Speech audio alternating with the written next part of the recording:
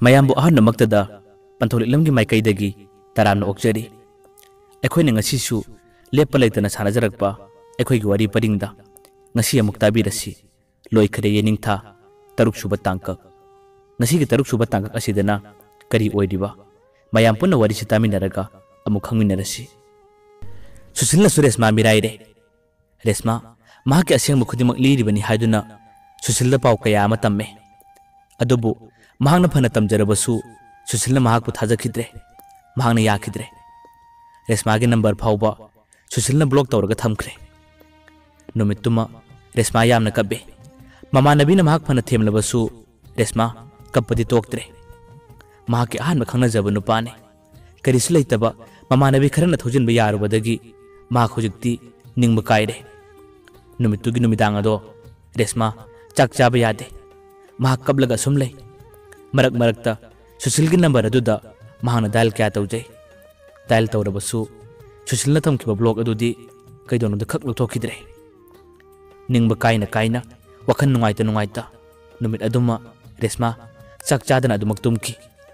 ꯃꯊꯪꯒꯤ ꯅꯣꯡꯉꯥꯜꯂꯛꯄꯗ ꯔꯦꯁꯃꯥꯅ ꯃꯤꯠ ꯍꯦꯛ ꯁꯤꯡꯂꯛꯄꯒ ꯁꯨꯁꯤꯜꯒꯤ ꯅꯝꯕꯔꯗ ꯃꯍꯥꯛꯅ ꯑꯃꯨꯛꯀ ꯗꯥꯏꯜ ꯇꯧꯔꯒ ꯌꯦꯡꯉꯤ꯫ ꯑꯗꯨ ꯐꯥꯎꯕꯗ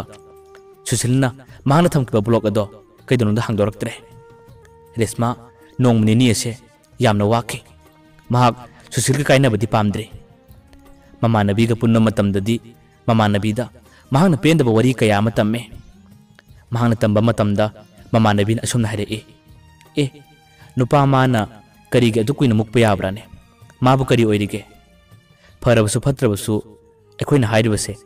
ꯅꯪꯒ ꯈꯪꯅꯔꯤꯕ ꯅꯨꯄꯥꯗꯨꯗꯤ ꯊꯕꯛ ꯇꯧꯕ ꯅꯨꯄꯥꯅꯤ꯫ ꯀꯩꯁꯨ ꯂꯩꯇꯕ ꯃꯥꯅ ꯈꯔ ꯁꯥꯎꯁꯤꯟꯅꯔꯒ ꯅꯝꯕꯔ ꯕ꯭ꯂꯣꯛ ꯇꯧꯕ ꯍꯦꯛꯇ ꯃꯊꯧ ꯅꯠꯇꯦ꯫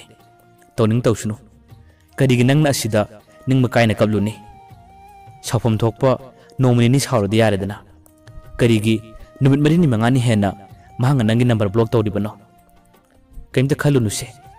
ꯇꯣꯛꯅꯒꯦ ꯍꯥꯏꯔꯕꯁꯨ ꯇꯣꯛꯅꯧ꯫ ꯑꯩꯈꯣꯏ ꯂꯩꯔꯤ ꯍꯥꯏꯗꯨꯅ ꯃꯃꯥꯟꯅꯕꯤꯁꯤꯡ ꯑꯗꯨꯅ ꯔꯦꯁꯃꯥꯗ ꯋꯥ ꯀꯌꯥ ꯑꯃ ꯇꯝꯁꯤꯜꯂꯤ꯫ ꯃꯃꯥꯟꯅꯕꯤꯁꯤꯡꯅ ꯃꯉꯣꯟꯗ ꯋꯥ ꯀꯌా ꯑꯃ ꯍꯥꯏꯔꯒ ꯊꯦꯝꯂꯕꯁꯨ ꯔꯦꯁꯃꯥꯅ ꯁꯨꯁꯤꯜꯒꯤ ꯋꯥꯈꯜꯗꯤ ꯀꯩꯗꯧꯅꯨꯡꯗ ꯈꯛ ꯀꯥꯎꯕ ꯉꯝꯗꯦ꯫ ꯃꯍꯥꯛꯇꯕꯨ ꯃꯤꯀꯨꯞ ꯈꯨꯗꯤꯡ ꯅꯤꯡꯁꯤꯡꯉꯤ꯫ ꯀꯔꯤꯒꯨꯝꯕ ꯃꯤꯀꯨꯞꯇ ꯃꯍꯥꯛꯅ ꯐꯣꯟ ꯇꯧꯔꯛꯀꯅꯤ ꯍꯥꯏꯗꯨꯅ ꯍꯦꯛꯇ ꯐꯣꯟꯗꯨ ꯌꯦꯡꯉꯤ꯫ ꯑꯗꯨꯕꯨ ꯋꯥꯈꯜꯇ ꯃꯉꯥꯏ ꯈꯟꯖꯕꯇꯅꯤ꯫ ꯁꯨꯁꯤꯜꯅ ꯃꯉꯣꯟꯗ ꯀꯔꯤꯃꯠꯇꯁꯨ ꯍꯥꯏꯔꯛꯈꯤꯗ꯭ꯔꯦ꯫ ꯐꯣꯟ ꯐꯥꯎꯕ ꯇꯧꯔꯛꯈꯤꯗ꯭ꯔꯦ꯫ ꯅꯨꯃꯤꯠ 5-6 ꯅꯨꯃꯤꯠ 10 ꯍꯦꯟꯅ ꯃꯍꯥꯛ ꯁꯨꯁꯤꯜꯒꯤꯗꯃꯛ ꯈꯟꯕꯗ ꯌꯥꯝꯅꯁꯨ ꯋꯥꯔꯤ꯫ ꯑꯗꯨꯒ ꯑꯁꯣꯝꯗꯅ ꯑꯃꯨꯛ ꯃꯍꯥꯛꯀ ꯅꯧꯅ ꯈꯪꯅꯔꯤꯕ ꯔꯣꯃꯦꯁꯁꯨ ꯅꯨꯡꯇꯤ ꯅꯨꯃꯤꯠ ꯈꯨꯗꯤꯡꯒꯤ ꯃꯉꯣꯟꯗ ꯆꯥꯡ ꯅꯥꯏꯅ ꯐꯣꯟ ꯇꯧꯔꯛꯏ꯫ ꯔꯣꯃꯦꯁꯇꯤ ꯃꯍꯥꯛꯀꯤ ꯊꯕꯛ ꯃꯐꯝꯗ ꯆꯠꯈ꯭ꯔꯦ꯫ ꯔꯣꯃꯦꯁꯅ ꯐꯣꯟ ꯇꯧꯔꯛꯄꯗꯁꯨ ꯔꯦꯁꯃꯥ ꯑꯗꯨꯝ ꯄꯥꯏꯈꯠꯂꯤ꯫ ꯃꯈꯣꯏ ꯑꯅꯤ ꯋꯥꯔꯤ ꯁꯥꯟꯅꯕ ꯃꯇꯝꯗ ꯃꯍꯥꯛ ꯔꯣꯃꯦꯁꯀꯤ ꯋꯥꯈꯜꯗꯤ ꯀꯌꯥ ꯆꯪꯗꯦ꯫ ꯁꯨꯁꯤꯜꯒꯤ ꯋꯥꯈꯟꯇꯅꯤ ꯃꯍꯥꯛꯅ ꯅꯤꯡꯁꯤꯡꯂꯤꯕ꯫ ꯅꯤꯡꯁꯤꯡꯂꯕꯁꯨ ꯃꯇꯝ ꯀꯨꯏꯅ ꯅꯨꯃꯤꯠ 10 ꯍꯦꯟꯅ ꯁꯨꯁꯤꯜꯅ ꯄꯥꯎ ꯐꯥꯎꯔꯛꯇꯕꯗꯒꯤ ꯉꯁꯤꯗꯤ ꯔꯦꯁꯃꯥ ꯁꯨꯁꯤꯜꯒꯤ ꯋꯥꯈꯜ ꯈꯔ ꯈꯔ ꯇꯞꯅ ꯀꯥꯎꯊꯣꯔꯛꯄꯒꯨꯝ ꯇꯧꯔꯤ꯫ ꯅꯨꯡꯇꯤ ꯅꯨꯃꯤꯠ ꯈꯨꯗꯤꯡꯒꯤ ꯔꯣꯃꯦꯁꯀ ꯃꯍꯥꯛꯀ ꯋꯥꯔꯤ ꯁꯥꯟꯅꯕ, ꯔꯣꯃꯦꯁꯅꯁꯨ ꯃꯉꯣꯟꯗ ꯍꯦꯟꯅ ꯅꯨꯡꯁꯤꯅꯕ ꯍꯥꯏꯗꯨꯅ ꯋꯥ ꯀꯌꯥ ꯑꯃ ꯍꯥꯏꯕ, ꯃꯉꯣꯟꯗ ꯄꯩꯁꯥ ꯄꯥꯝꯃꯨꯕ ꯈꯪꯗꯅ ꯔꯦꯁꯃꯥꯒꯤꯗꯃꯛ ꯊꯥꯖꯔꯛꯄ ꯀꯌꯥ ꯑꯗꯨꯅ ꯔꯣꯃꯦꯁꯄꯨ ꯇꯞꯅ ꯇꯞꯅ ꯅꯨꯡꯁꯤꯔꯛꯄꯒꯨꯝ ꯇꯧꯔꯤ꯫ ꯍꯟꯗꯛꯇꯤ ꯔꯦꯁꯃꯥ ꯔꯣꯃꯦꯁꯀ ꯃꯈꯣꯏ ꯑꯅꯤ ꯌꯥꯝꯅ ꯇꯣꯏꯅ ꯆꯥꯡ ꯅꯥꯏꯅ ꯋꯥꯔꯤ ꯁꯥꯟꯅꯔꯛꯏ꯫ ꯄꯥꯈꯪ ꯂꯩꯁꯥ ꯑꯣꯏꯕꯒꯤ ꯅꯨꯡꯁꯨ ꯅꯨꯡꯉꯣꯟꯒꯤ ꯋꯥꯔꯤ ꯀꯌꯥ ꯑꯃ ꯇꯠꯇꯅ ꯁꯥꯟꯅꯔꯛꯏ꯫ ꯃꯃꯥꯟꯅꯕꯤꯁꯤꯡꯁꯨ ꯈꯪꯂꯦ ꯔꯦꯁꯃꯥ ꯍꯧꯖꯤꯛꯇꯤ ꯔꯣꯃꯦꯁꯄꯨ ꯐꯖꯅ ꯅꯨꯡꯁꯤꯔꯦ, ꯃꯉꯣꯟꯗ ꯐꯖꯅ ꯌꯥꯔꯦ ꯍꯥꯏꯕ꯫ ꯃꯈꯣꯏꯒꯤ ꯃꯅꯦꯁꯤꯡ, ꯔꯦꯁꯃꯥꯒꯤ ꯃꯃꯥꯁꯨ ꯔꯣꯃꯦꯁꯀ ꯃꯈꯣꯏ ꯑꯅꯤ ꯐꯖꯅ ꯈꯪꯅꯕꯗꯨꯗꯒꯤ ꯃꯈꯣꯏꯁꯨ ꯋꯥꯈꯜ ꯌꯥꯝꯅ ꯅꯨꯡꯉꯥꯏꯔꯦ꯫ ꯑꯗꯨꯕꯨ ꯑꯁꯣꯝꯅ ꯁꯨꯁꯤꯜꯅ ꯋꯥꯍꯧꯔꯤꯕ, ꯊꯃꯣꯏ ꯀꯥꯏꯍꯧꯔꯤꯕ ꯑꯁꯤꯗꯤ ꯃꯈꯣꯏ ꯀꯅꯥꯃꯠꯇꯅ ꯈꯪꯈꯤꯗ꯭ꯔꯦ꯫ ꯃꯃꯥꯟꯅꯕꯤꯁꯤꯡꯁꯨ ꯑꯗꯨ ꯃꯉꯥꯏ꯫ ꯃꯈꯣꯏꯅ ꯑꯍꯥꯟꯕꯗꯗꯤ ꯁꯨꯁꯤꯜꯒꯤꯗꯃꯛ ꯃꯇꯦꯡ ꯀꯌꯥ ꯑꯃ ꯄꯥꯡꯈꯤꯕꯅꯤ꯫ ꯑꯗꯨꯒ ꯍꯧꯖꯤꯛꯅ ꯃꯈꯣꯏ ꯂꯣꯏꯅ ꯔꯣꯃꯦꯁꯀꯤꯗꯃꯛ ꯃꯇꯦꯡ ꯄꯥꯡꯂꯤ꯫ ꯍꯥꯏꯅ ꯍꯥꯏꯅ ꯔꯦꯁꯃꯥꯁꯨ ꯔꯣꯃꯦꯁꯄꯨ ꯌꯥꯝꯅ ꯅꯨꯡꯁꯤꯔꯛꯏ꯫ ꯔꯣꯃꯦꯁꯅ ꯊꯧꯔꯥꯡ ꯀꯌꯥ ꯑꯃ ꯁꯤꯜꯂꯒ ꯔꯦꯁꯃꯥꯒꯤꯗꯃꯛ ꯕꯦꯡꯛ ꯑꯦꯀꯥꯎꯟꯠ ꯍꯥꯡꯍꯜꯂꯦ꯫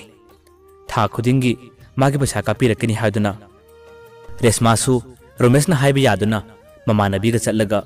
ꯃꯍꯥꯛꯀꯤ ꯕꯦꯡꯛ ꯑꯦꯀꯥꯎꯟꯠ ꯑꯃ ꯍꯥꯡꯂꯦ꯫ ꯕꯦꯡꯛ ꯑꯦꯀꯥꯎꯟꯠ ꯍꯦꯛ ꯍꯥꯡꯕ ꯂꯣꯏꯕꯒ ꯑꯍꯥꯟꯕ ꯊꯥ ꯑꯗꯨꯗ ꯔꯣꯃꯦꯁꯅ ꯃꯉꯣꯟꯗ ꯄꯩꯁꯥ ꯀꯥꯞꯄꯤꯔꯛꯈꯤ꯫ ꯃꯤꯀꯨꯞ ꯑꯗꯨꯗꯗꯤ ꯔꯦꯁꯃꯥ ꯔꯣꯃꯦꯁꯅ ꯃꯥꯒꯤꯗꯃꯛ ꯐꯖꯅ ꯈꯟꯕꯤꯔꯦ, ꯃꯥꯒꯤ ꯄꯨꯟꯁꯤ ꯆꯨꯞꯄ ꯂꯦꯞꯄꯤꯒꯗꯕ ꯃꯥꯜꯂꯤ ꯍꯥꯏꯗꯨꯅ ꯔꯣꯃꯦꯁꯀꯤ ꯋꯥꯈꯜꯗ ꯔꯦꯁꯃꯥ ꯄꯨꯡꯉꯥꯎ ꯉꯥꯎꯕ ꯍꯧꯔꯛꯏ꯫ ꯃꯃꯥꯟꯅꯕꯤꯁꯤꯡꯅ ꯍꯥꯏꯔꯛꯏ, ꯑꯩꯈꯣꯏꯅ ꯁꯤꯟꯕꯗꯤ ꯀꯝꯗꯧꯏ? ꯍꯧꯖꯤꯛꯇꯤ ꯅꯪꯒꯤ ꯅꯨꯄꯥꯁꯦ ꯌꯥꯝꯅ ꯐꯗ꯭ꯔꯥ? मसीगुम्बा अफब मी हैबसिदी नंगी पुछीदा अमहना लारोइदबनी सुशीलसु फत्ते हैबदे नत्ते अदुबो हेन फब हाइन अम लैरी असिगुम्बा अफब नुपासे नंगिदी नरायबक थंबाल सालबली हाइदुना ममानबिसिंगनसु रेशमादा हाइरी मखोइगी मने अदुनसु रेशमादा वा कया अम हाइरी नहालवाइदी नंगना यारमदबदो हौजिक्ति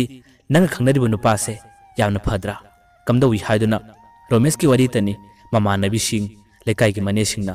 रेशमादा थगत थगलगा तमलिबा रेशमासु रोमेश त पुंगाव ngawre रोमेश न मंगोन पैसा थादबा पामुदबा मागिदमक मतेंग कया अमा पांगलकपा मरक मरकता लमलापना लेरबसु रेशमागिदमक फिरोल कया अमा थारकपदुना रेशमासु हौजिक्ति रोमेश त पुंगाव ngawre महक सुशीलगी वाखल तसेंगना कावख्रे हाइबा याय हाइना हाइना था अनिरोम हौजिलकले सुशील महक थबक परीक्षा अदुसु थाकी मराइबक लेतबा हाइगद्रा महना थाबा परीक्षा अदुसु माइ पाक्त्रे महक युमदि थोलखिदे महना रेल अदुदा लेथरगा मखा ताबा महक तुसल अदुम तौथकी महक थबक अमत्ता फावबा लेमना थादना जॉब सेंटर दा चलगा लाकपा थबक खुदिमक फॉर्म थाजिल्ले फॉर्म कया अमा थाजिल्लगा था अमनी एदो महक थबक्किदमक परीक्षा कया अमा थाखी मराइबक लेते महक थबक अमत्ता फाव माइ पाक्ते माइ पाक्त्रबसु अइदी थबक अमदी सोइदना फंगनबा होनगनी हाइदना महक यामना कन्ना होनरगा युमना थोलक्तबा मखै सुशील महकी रेन अदुदा अदुमक लेथरी असोमदसु था मरी रोंगी मतुंगदा अमुक रोमेश युमना छुट्टी थोलई युमना छुट्टी थोरक मतम अदुदा महका रेशमागा यामना तोइना उनै यामना तोइना वरी सानै रोमेश गारी मनिंगा तोंलगा रेशमा यामना तोइना रोमेश कोइबा चलई रोमेशना था अमगी छुट्टी थोलकपदो मखोय अनि नुति नुमित खुदिंगी कोइबा चली हाइबा याय हौजिक्ति रेशमा रोमेश त पुंगाव ngawre रोमेश सु खंगी रेशमा से हौजिक्ति अइना हाइरि मखै यारनी महक एंगोंदा पुंगाव ngawre हाइबा मखोय अनीना नुति नुमित खुदिंगी कोइबा चटपा वरी सानबा दुदा सुशीलगी ममानबदुना मखोय अनीबु यामना तोइना उखी नोमगी नुमित अमददी सुशीलगी ममानबदुना रेशमादा असुमना हंगे रेशमा नंगना तौरिबसे नंग तसेंगना सुशीलबु कावरबरा हाइदुना हंगे मिकुप अदुदा रेशमाना खुमलई मागा इगा वरी सानद्रबनिना हौजिक्ति अई माबु कावरे मागे वखल यामना खलमे माना इंगोना सावरिबनि हाइदुना मतम कुइना नंबर ब्लॉक तौखिबदुना तपना तपना हौजिक्ति मागे वखल अई कावरे तमो रोमेशना वखल अमुक नुंगाय हनबिदुना माना इबु नौनमु योखत पीरे हाइदुना रेशमाना खुमलखी ममानबदुना मु हाइरखी होय चुम्मे महंग नंगु योखत पीबो ओइरमगनी मखोयदि पैसा पाइबने तौगे हाइता सुंगमलमगनी मखोयगा नंगा पाद्रदी कनागा पागनी मखोयगिदि मी वालमोय संगा वालमोय पैसादो ओइरबसु मखोयदि लेम पाना लेरमगनी करिसु लेतबसु सिन्नदी नंगिदमा करि पामोम तिंगबा ngamuni नुक्सिनबा हाइबसिदि काक्तंगी नुक्सिनबनिदा युम पालकु मतमददी नुक्सिबना कैसुं ओइबा यारोय नत्राने नंगा रोमेशकदी पुछि चुप नुंगाइन हिंमिनो थुंगनबसु ओयो यारे आई चलगे हाइरमलगा ममानबदो परपरप चखी माना चखिबा मिकुप अदुदा रेशमा वा अमता खुमदे करिमता हाइदे नुमितुगी मतुंगदसु महका रोमेशका मौसागुम वरी अदुम सानै कोइबा चमिनै रोमेशना सुति चंखिगदबा नुमित हुमनिदा ngairba matamdadi nongma रोमेशना कदाइदनो म कोइरुसि हाइदुना रेशमाबु पुखी मखोय अनिमक लमलापना सिंग अमदा उनै सिंग अदुदा उनबा मतमदा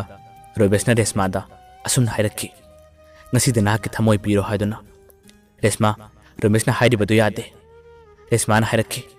मदुगी मतम यामना वाटली नंगना तसेंगना नंगना इगी थमोय लोबा पामलबदी ngasi ibani chelasi मदु नत्रबदी यारोय हाइदुना रेशमाना सुंजा याखिदे रोमेशना हाइ चेन चोंगबदी मतम खरा वाटली नंग आई थाजनबगी मतुंगिना नंगी थमोय ngasi पीरो नुमिनिनी तंगाइरा आई चक्कदबा हाइदुना रोमेशना ngarang ngarang ngangi नुमितुमा रेशमाना ngamduna सुंया याखिद्रे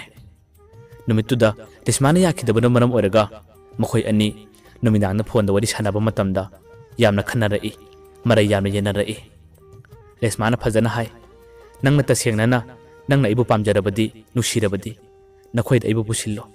नंगी नुपी ओइना आई नखोयदा लाके हादुना फजना हाइजे मदु नत्रबदी नंग अदुकुम हाइरकनु हादुना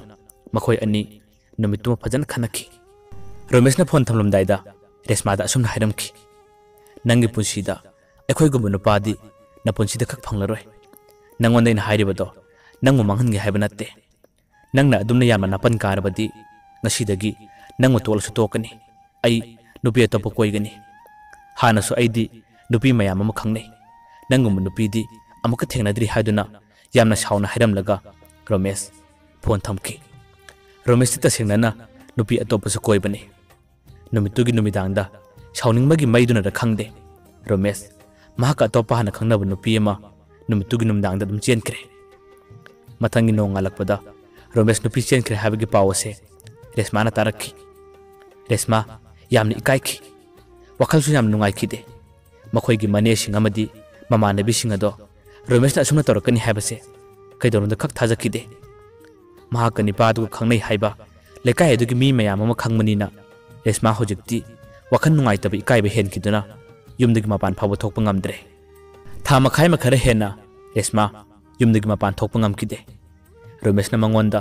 फजन नुसीबे साबिरमलगा महाना ता तौरम कया अदुदा रेशमा यामनसु इकाइखी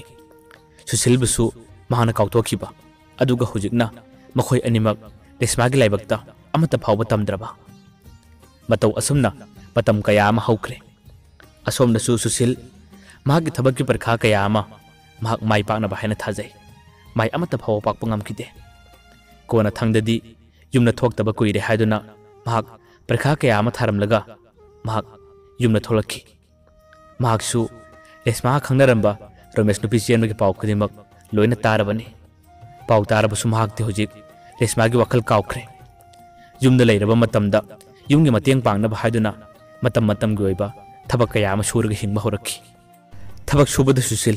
कसुम इकाइबा फाउद्रे महांगना मतम मतमगी थबक कया अमा सुरकपदा नुमित मंगानि तरुकनि लैरगदी रेशमा खोइगी लेकाइदा चेकि युम अमा साबगी थबकी कंटेक लाकपदा मिस्त्री अमगी मखादा महाक थबक सुबा यावरे रेशमा खोइगी लेकाइनि का हायदुना मंगोंदा इकाइबा नुंगाइतबा कसुम फाउद्रे महाकी थबक सुफम थोकपा सुई लाकुम थोकपा दुम लालगा थबक लोइबा मतमदा दुम हल्ले लेकाइ ओइबनिना रेशमाना थोरकपा मतमदा सुशीलबु हेक्तमक उई महाका हाना खंगनरंबा नुपानि नुंगाइतबा वखल कया अमदि फावे फावरबसु महाक सुशीलदा वा मता हाइबा ngamde नोंगमा रेशमागी ममानबीना मखोइदा लाकपा मतमदा सुशीलना मखोइगी थांगनबा लेकाइदुदा थबक सुरिबदो ममानबी सुई ममानबीना रेशमादा हाय मसिबो तमो सुशील नत्रा रेशमाना खुम्मे माने ममानबीना महाइरे नखोइ अनिदि वाम तंगानद्रबरा कैमत कौनद्रबरा हायदुना हंगी मागा इगदी वामता हायनद्रे कैमत सुस्कोरखिद्रेदा हायदुना नुंगाइतबगी पाव कया अमदि ममानबीदा तम्मे तमलबसु करी हायरुनी तम्बत मंगाय सुशीलसु मागी लेफम थोकपमदा लैख्रे रेशमासु निंगमदबा कया अमा फावरगा अदुमक ngasichu hingli मियोइबगी लाइबा अंगकपनी ताइबंग सेमा मपुना कयादा हाइना सेमलिबनो नोमगी नुमित अमददी सुशील खोइना मखोइना सुरिबा थबक अदो तंखाइ खरे हेंजिलकपदगी युम्बु अदुना मखोइदा चाक चासी हायदुना हायरकी नुमित अदुदा चाक थोंगनबा हायदुना रेशमाबु युम्बुगी मी अदुना कौखी रेशमा मपालोमा थबक सुरिबसिंग अदुगी मनाक्ता मा कैदोंगा थोलकते मा इमुंगदा चाक थोंगबा यावरगा लैरी अदुगा मी अमनिसु थबक सुबसिंग अदुगी दमकता येन थोंगले असुमना मखोइना थोंग थालगा तौरिङै मिकु अदुदा पुंग 13 खरे हेना तासिलकले चाकति लोइरबनी चाक चारसे चाक थीरगे हायदुना युबु अदुना हायरको मतम अदुदा मखोइगी मिस्त्री अदुना असिदा मचेल अमतंग लोसिलमगे हायदुना सुशीलगा मखोइ अनि थबक कन्ना सुरी खंगौदे मिकुप अदुदा सुशीलगी ममानबदो गरी मचा अमा तोंलगा यामना हराउना सुशीलबु कौरगा चलखी सुशीलसु कैदोरबनो हायदुना थबक सुबदु लेपले महांगा लेप मिकुप अदुदा महाकी ममानबदो ममित्तगी मपी तारई ममानबना असुमना हायरई मताव ngasiदी नंगी अवाब खुदिमा कोकलबने नंगना थाकिबा थबक नंगी SSC की थबक तो नंग माइ पाकले नंगी को लेटर थारकले हायदुना चेदो सुशील यंगहले सुशीलसु पावदु ताबा मतमदा यामना हराउकी मखोइ अनि नुसिनाना कोनरगा फाव कपखी सुशीलसु हराउब हेनखिदुना बफम अदुदा फन चोंगे मखोइगी थबक सुरिबा मिस्त्री दुसु यामना हराउकी ꯌꯨꯝꯕꯨ ꯑꯗꯨꯅ ꯃꯅꯨꯡꯗ ꯂꯩꯔꯝꯕꯗꯒꯤ ꯀꯔꯤꯒꯤꯅꯣ ꯃꯌꯥꯝ ꯂꯥꯡꯅꯔꯤꯕꯁꯤ ꯍꯥꯏꯗꯨꯅ ꯆꯦꯟꯊꯣꯔꯛꯏ꯫ ꯃꯍꯥꯛꯁꯨ ꯇꯥꯔꯦ ꯁꯨꯁꯤꯜ ꯊꯕꯛ ꯐꯪꯕꯒꯤ ꯃꯍꯥꯛ ꯊꯕꯛ ꯈꯜꯂꯦ ꯍꯥꯏꯕꯒꯤ ꯄꯥꯎ ꯑꯗꯨꯅꯤ ꯍꯥꯏꯕ꯫ ꯔꯦꯁꯃꯥꯁꯨ ꯃꯅꯨꯡꯗ ꯂꯩꯔꯝꯕꯗꯒꯤ ꯃꯈꯣꯏꯅ ꯍꯔꯥꯎꯅꯔꯤꯕ ꯁꯨꯁꯤꯜ ꯊꯕꯛ ꯐꯪꯕꯒꯤ ꯄꯥꯎ ꯑꯗꯣ ꯃꯍꯥꯛꯁꯨ ꯇꯥꯈꯤ꯫ ꯃꯌꯥꯝꯕꯨ ꯑꯔꯣꯏꯕꯗ ꯄꯟꯊꯧꯔꯤꯛꯂꯝꯒꯤ ꯃꯥꯏꯀꯩꯗꯒꯤ ꯑꯃꯨꯛ ꯍꯟꯅ ꯈꯨꯔꯨꯝꯖꯔꯤ꯫ ꯃꯊꯪꯒꯤ ꯇꯥꯡꯀꯛꯇ ꯀꯔꯤ ꯑꯣꯏꯔꯤꯕ ꯃꯌꯥꯝ ꯄꯨꯟꯅ ꯑꯃꯨꯛ ꯈꯪꯃꯤꯟꯅꯔꯁꯤ꯫